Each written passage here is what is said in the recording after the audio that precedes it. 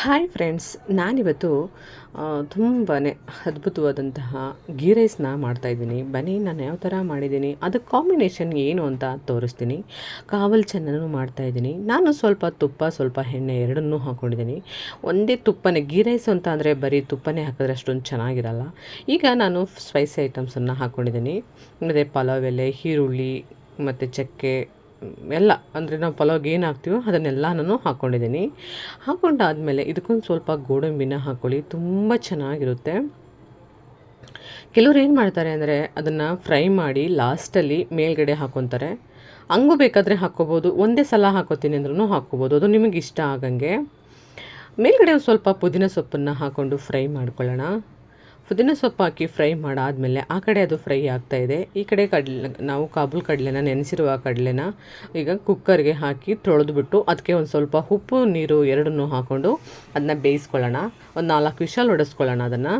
ನಾವು ಅದನ್ನು ಬೇಯಿಸ್ಕೊಂಡು ಉಪ್ಪು ಹಾಕಿ ಬೇಯಿಸ್ಕೊಂಡು ನೋಡಿ, ಉಪ್ಪು ಹಾಕ್ಬಿಟ್ಟು ಅದಕ್ಕೆ ಬೇಯಿಸ್ಕೊಂಡ್ರೆ ಇದಾಗದ. ಈ ಕಡೆ ಹಸಿಮೆಣಸಿನ್ಕಾಯಿ ಹಾಕ್ಕೊಂಡು ಗೀ ರೈಸ್ಗೆ ಹಸಿಮೆಣಸಿನ್ಕಾಯಿನ ಹಾಕ್ಕೊಳ್ಳೋಣ. ಹಾಕ್ಕೊಂಡಾದ್ಮೇಲೆ ಈ ಕಡೆ ವಿಷಲ್ ಹೊಡೆಯೋಕ್ಕೆ ಹಾಕ್ಬಿಟ್ಟು ಧನಿಯಾ ಪೌಡರ್ನ ಹಾಕ್ಕೋತಾ ಇದ್ದೀನಿ. ಮತ್ತು ಇನ್ನೊಂದು ಏನು ಅಂದರೆ ಇದಕ್ಕೆ ಸ್ವಲ್ಪ ಧನಿಯಾ ಪೌಡರು, ಗರಂ ಮಸಾಲ ಸ್ವಲ್ಪ ಹಾಕ್ಕೊಂಡ್ರೆ ಚೆನ್ನಾಗಿರುತ್ತೆ. ಹೀಗೆ ನಾನು ಮಾಡೋದು ಗೀ ರೈಸ್ನ ಇದೇ ಥರ ಟೇಸ್ಟಿಯಾಗಿ ಚೆನ್ನಾಗಿರುತ್ತೆ. ಸ್ವಲ್ಪ ಧನಿಯಾ ಪೌಡರ್ನೂ ಹಾಕ್ಕೊಳ್ಳಿ, ಚೆನ್ನಾಗಿರುತ್ತೆ. ಧನಿಯಾ ಪೌಡರು ಮತ್ತು ಖಾರದ ಪುಡಿ ಮತ್ತು ಅಕ್ಕಿನ ನಾನು 2 ಲೋಟ ಅಕ್ಕಿನ ಹಾಕ್ಕೋತಾ ಇದ್ದೀನಿ. ಅದನ್ನ ಸ್ವಲ್ಪ ನೀರು ಹಾಕಿ ಚೆನ್ನಾಗಿ ತೊಳೆದುಬಿಟ್ಟು ಅದನ್ನ ನೆನೆಯೋಕ್ಕೆ ಇಟ್ಬಿಡೋಣ. ನಾವು ಅಕ್ಕಿನ ಯಾವತ್ತೂ ಅಷ್ಟೇ ಸ್ವಲ್ಪ ಚೆನ್ನಾಗಿ ನೀಟಾಗಿ ತೊಳೆದು ಅದನ್ನು ಇದು ಮಾಡ್ಕೊತೀವಿ. ಈಗ ಅದನ್ನು ತೊಳೆದುಬಿಟ್ಟು ನೀರು ಹಾಕಿ ಚೆನ್ನಾಗಿ ತೊಳೆದುಬಿಟ್ಟು ನೆನೆಸೋಕ್ಕೆ ಇಡಬೇಕು. ಕಸೂರಿ ಮೇಥಿನ ಹಾಕ್ಕೊಳ್ಳೋಣ. ಕಸೂರಿ ಮೇಥಿನ ಹಾಕ್ಬಿಟ್ಟು ಚೆನ್ನಾಗಿ ಮಿಕ್ಸ್ ಮಾಡ್ಕೊಳ್ಳೋಣ.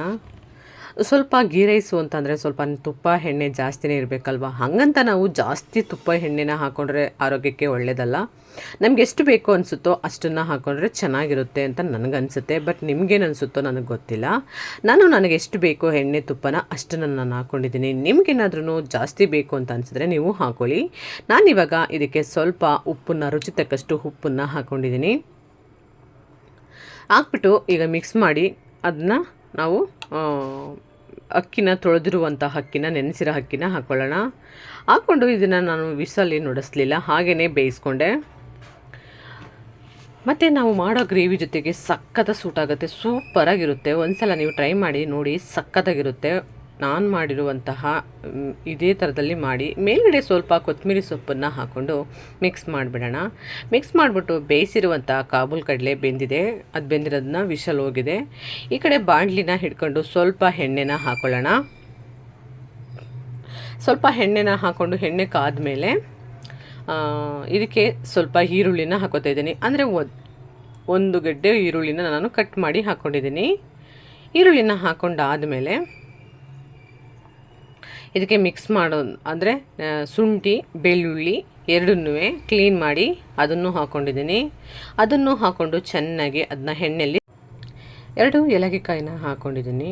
ನಾವು ಈ ಗ್ರೇವಿನ ಮಾಡ್ತೀವಲ್ಲ, ಆ ಗ್ರೇವಿಗೆ ನಾವು ಎಷ್ಟು ಬೇಕು ಅಷ್ಟನ್ನು ಮಸಾಲಾನ ಹಾಕ್ಕೊಂಡು ಮಾಡಿದ್ರೆ ಸಕ್ಕ ಟೇಸ್ಟಿಯಾಗಿರುತ್ತೆ. ನಿಜವಾಗ್ಲೂ ಹೇಳ್ತೀನಿ, ಇನ್ನೊಂದು ಸಲ ಬೇಕು ಅನಿಸುತ್ತೆ, ಅಷ್ಟು ಚೆನ್ನಾಗಿರುತ್ತೆ.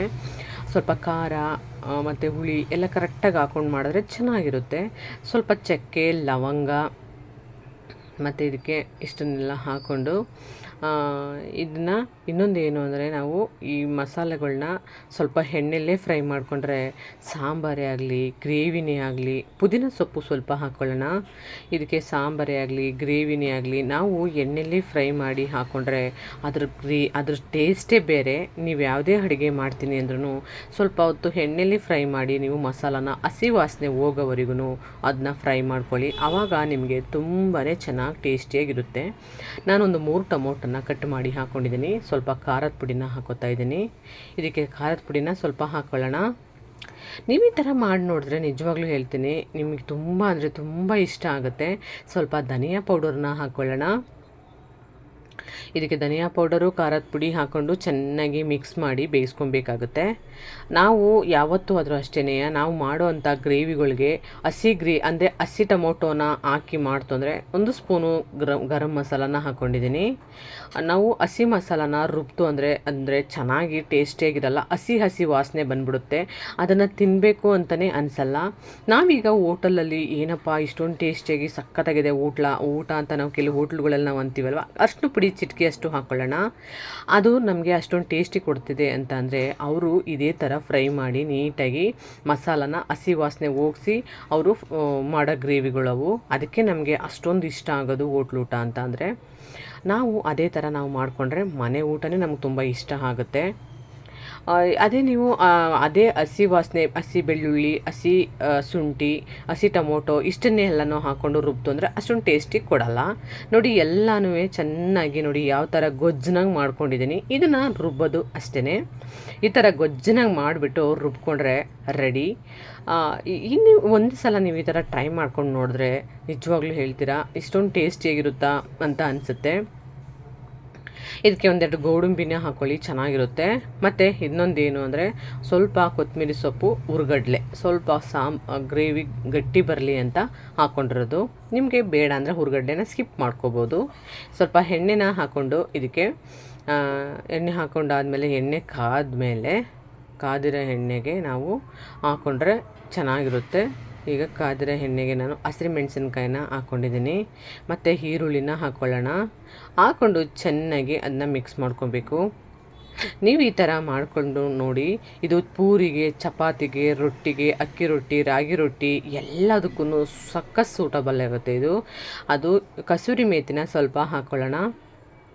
ಈ ಥರ ಹಾಕ್ಕೊಂಡು ನಾವು ಮಾಡಿಕೊಂಡ್ರೆ, ನಾನು ಯಾವತ್ತೂ ಮಾಡೋ ಅಡುಗೆಯಲ್ಲಿ ತುಂಬ ಅಡುಗೆನ ನಾನು ಈ ಥರ ಫ್ರೈ ಮಾಡಿ ಜಾಸ್ತಿ ಮಾಡೋದು.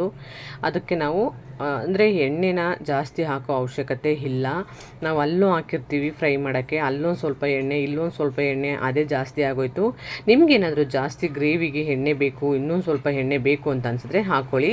ನನಗೆ ಸಾಕು ಅನ್ನಿಸ್ತು. ಸ್ವಲ್ಪ ತುಪ್ಪನೂ ಹಾಕ್ಕೊಳ್ಳಿ, ಟೇಸ್ಟ್ ಚೆನ್ನಾಗಿರುತ್ತೆ ಗ್ರೇವಿ. ನಾವು ರುಬ್ಬೋ ಮಸಾಲ ಇನ್ನೊಂದು ಏನು ಅಂದರೆ ಮೇನು ತುಂಬಾ ನುಣ್ಣಗಿರಬೇಕು. ದಪ್ಪ ಇತ್ತು ಅಂದರೆ ಅದು ಟೇಸ್ಟ್ ಕೊಡಲ್ಲ ಗ್ರೇವಿನ. ನೀವು ತುಂಬ ನುಣ್ಣಗೆ ರುಬ್ಕೋಬೇಕಾಗತ್ತೆ, ಆವಾಗ ನಮಗೆ ಗ್ರೇವಿ ಸಖತ್ ಟೇಸ್ಟಿಯಾಗಿ ಸೂಪರಾಗಿರುತ್ತೆ. ನೀವು ಮಾಡೋ ಗ್ರೇವಿ ಅಂದರೆ ರುಬ್ಬ ಗ್ರೇವಿನ ನೀವು ದಪ್ಪ ಆದರೆ ಚೆನ್ನಾಗಿ ಬರಲ್ಲ.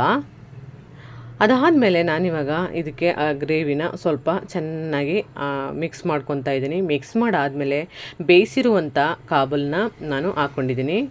ಅದು ಹಾಕಿದ್ಮೇಲೆ ನಾವು ರುಚಿ ಕರೆಕ್ಟಾಗಿದೆಯಾ ಅಂತ ಒಂದು ಸಲ ನೋಡ್ಕೋಬೇಕು. ಅದು ಯಾಕೆ ಅಂದರೆ ನಾವು ಕಾಬಲ್ ಕಡಲೆಗೆ ಸ್ವಲ್ಪ ಸಾಲ್ಟನ್ನು ಹಾಕಿ ಬೇಯಿಸಿದ್ದೀವಿ. ಅದರ ನೀರನ್ನ ನಾವು ಚೆಲ್ಲಂಗಿಲ್ಲ. ಆ ಕಾಬಲ್ ಕಡಲೆ ನೀರನ್ನು ನಾವು ಇದರೊಳಗಡೆ ಹಾಕ್ಕೊಂಡಿದ್ದೀವಿ. ಹಂಗಾಗಿ ಅದು ಜಾಸ್ತಿ ಸಾಲ್ಟ್ ಇರುತ್ತೆ. ಅದರಲ್ಲಿ ನಾವು ನೋಡಿಕೊಂಡು ನಾವು ಇನ್ನೊಂದು ಸ್ವಲ್ಪ ಸಾಲ್ಟ್ ಹಾಕಬೇಕು ಅಂತ ಅನಿಸಿದ್ರೆ ಸಾಲ್ಟನ್ನು ಹಾಕಬೇಕಾಗುತ್ತೆ. ನೀವು ಒಂದು ಸಲ ಅದನ್ನು ಯಾವುದನ್ನೇ ಆದರೂ ಅಷ್ಟೇ ಒಂದು ಸಲ ನೆಕ್ಕಿ ನೋಡಿದಾಗ ನಿಮಗೆ ಗೊತ್ತಾಗುತ್ತೆ ಸಾಲ್ಟ್ ಕಮ್ಮಿ ಇದೆಯಾ, ಖಾರ ಕಮ್ಮಿ ಇದೆಯಾ, ಏನು ಪ್ರಾಬ್ಲಮ್ ಇದೆ, ಏನು ಮಿಸ್ಟೇಕ್ ಆಗಿದೆ ಅಂತ ಒಂದು ಸಲ ನಾವು ನೋಡ್ಕೋಬೇಕಾಗುತ್ತೆ. ಅದನ್ನು ನೋಡಿದಾಗಲೇ ನಮಗೆ ಕರೆಕ್ಟಾಗಿ ಏನು ಅಂತ ಗೊತ್ತಾಗೋದು. ಈಗ ಅದಕ್ಕೆ ನಾನು ಸ್ವಲ್ಪ ಸಾಲ್ಟ್ ಕಮ್ಮಿ ಅಂತ ಅನ್ನಿಸ್ತು. ಅದಕ್ಕೆ ನಾನಿವಾಗ ಉಪ್ಪನ್ನು ಹಾಕೋತಾ ಇದ್ದೀನಿ. ಹಾಕ್ಕೊಂಡು ಚೆನ್ನಾಗಿ ಮಿಕ್ಸ್ ಮಾಡಿಬಿಟ್ಟು ಮತ್ತು ಮೇಲ್ಗಡೆ ಸ್ವಲ್ಪ ಕೊತ್ತಂಬರಿ ಸೊಪ್ಪನ್ನು ಹಾಕ್ಬಿಟ್ಟು ಕುದಿಸೋಕ್ಕೆ ಬಿಟ್ಬಿಡೋಣ.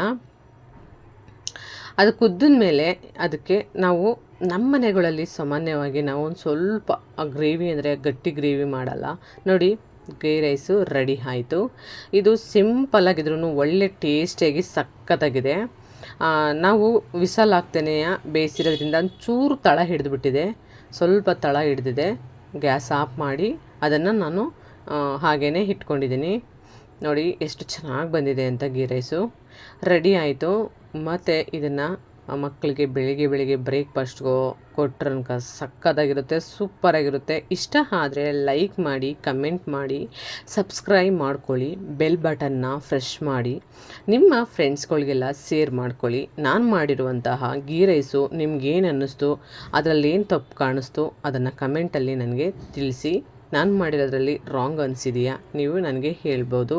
ನೋಡಿ ನಾನು ಮಾಡಿರುವಂಥದ್ದು ಸಿಂಪಲ್ಲಾಗಿ ಗೀ ರೈಸು. ನಾವು ಜಾಸ್ತಿ ಮಸಾಲ ಹಾಕ್ತೇನೆ, ಸಿಂಪಲಾಗಿ ನಾವು ಮಾಡಿಕೊಂಡ್ರೆ ಹೇಗಿರುತ್ತೆ ಅನ್ನೋದನ್ನು ನಾನು ತೋರಿಸಿದ್ದೀನಿ. ಸಿಂಪಲಾಗಿ ಮಾಡ್ಕೊಬೋದು. ಆಮೇಲೆ ಗೀ ರೈಸು ನಿಮಗೆ ಗೊತ್ತಲ್ವ, ಜಾಸ್ತಿ ಮಸಾಲ ಹಾಕಿದ್ರೆ ಅಷ್ಟು ಚೆನ್ನಾಗಿರಲ್ಲ ಅಂತ. ಓಕೆ ಫ್ರೆಂಡ್ಸ್, ಬಾಯ್.